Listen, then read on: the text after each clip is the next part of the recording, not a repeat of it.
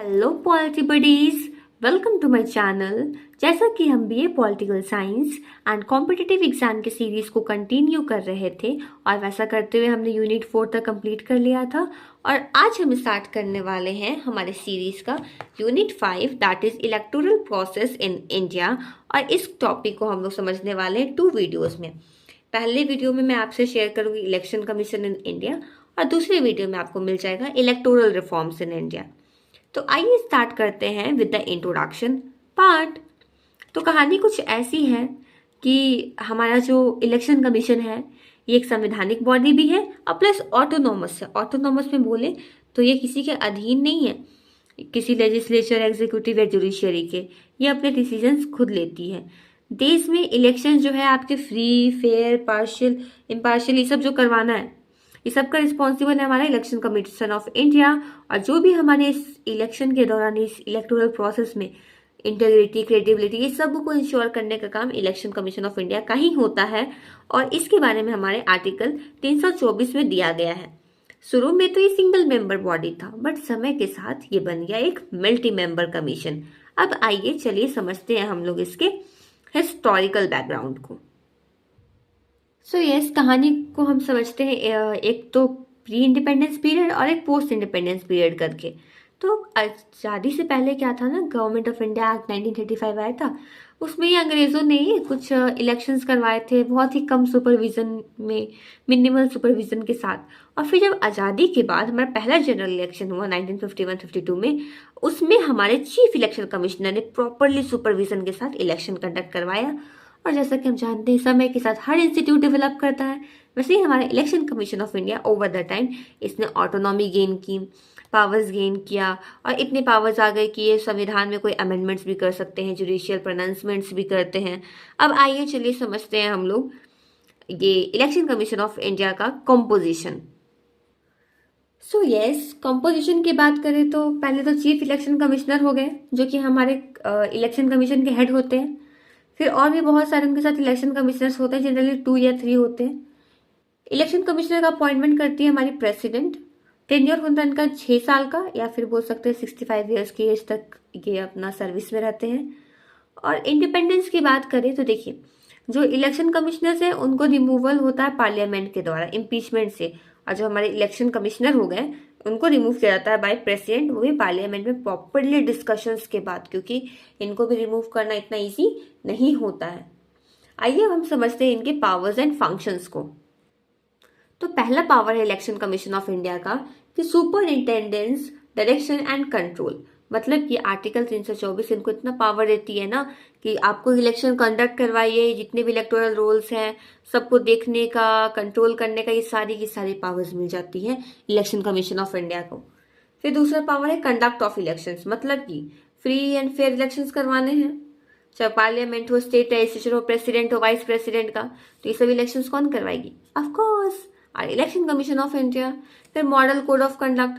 मतलब कि जो इलेक्शन होने वाला है, सपोज इलेक्शन का डेट का अनाउंसमेंट हो गया, उस टाइम से मॉडल कोड ऑफ कंडक्ट लग जाता है, जिसमें कुछ कुछ गाइडलाइंस होती हैं, कुछ रूल्स होते हैं विच द पॉलिटिकल पार्टीज, अगर कोई या फिर कोई जो कैंडिडेट है, इंडिपेंडेंट कैंडिडेट, वो खड़ा हुआ है तो उसको वो फॉलो करना पड़ता है। मॉडल कोड ऑफ कंडक्ट का वीडियो आपको चैनल पर मिल जाएगा डीपली।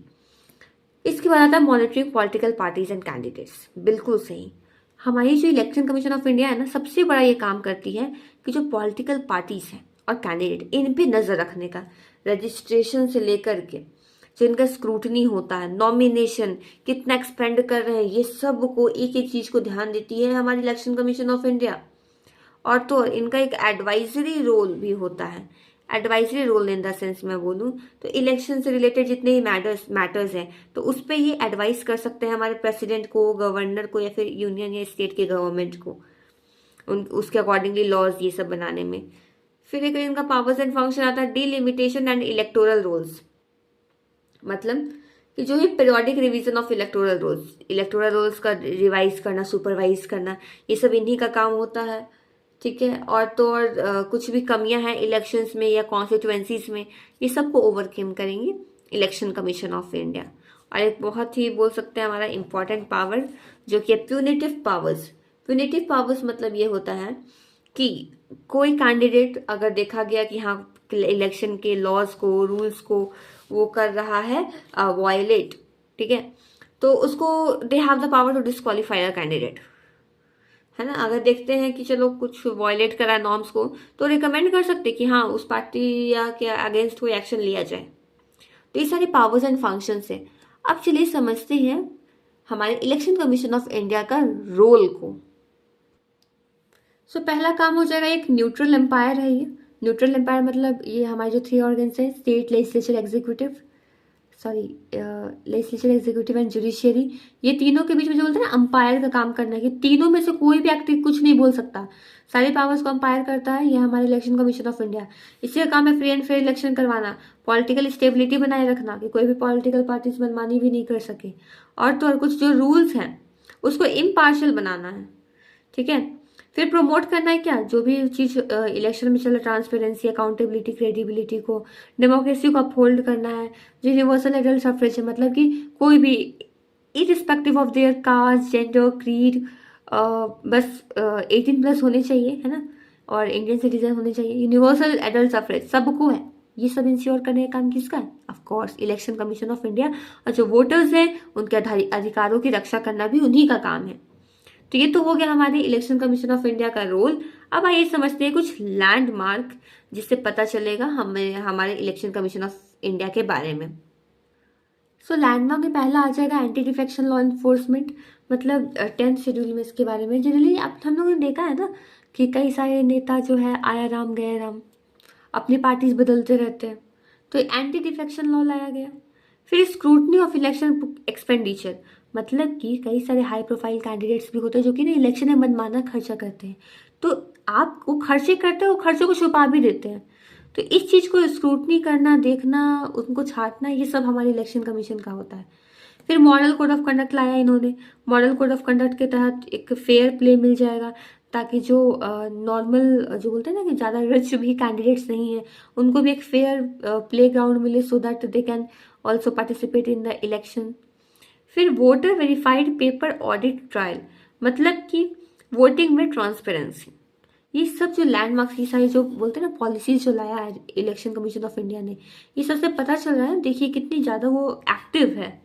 इसके अलावा इलेक्शन कमीशन ऑफ इंडिया जो है ना काफ़ी सारे चैलेंजेस भी फेस करती है। तो आइए चलिए समझते हैं इनके चैलेंजेस को।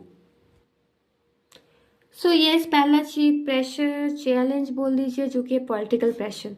इन पे पॉलिटिकल पार्टीज का बहुत दबाव होता है, बट यस ये बहुत ईमानदार हैं, इस चलते तो हमारी सरकार बन रही है अच्छे से ना, तो पॉलिटिकल प्रेशर होता है इन पे।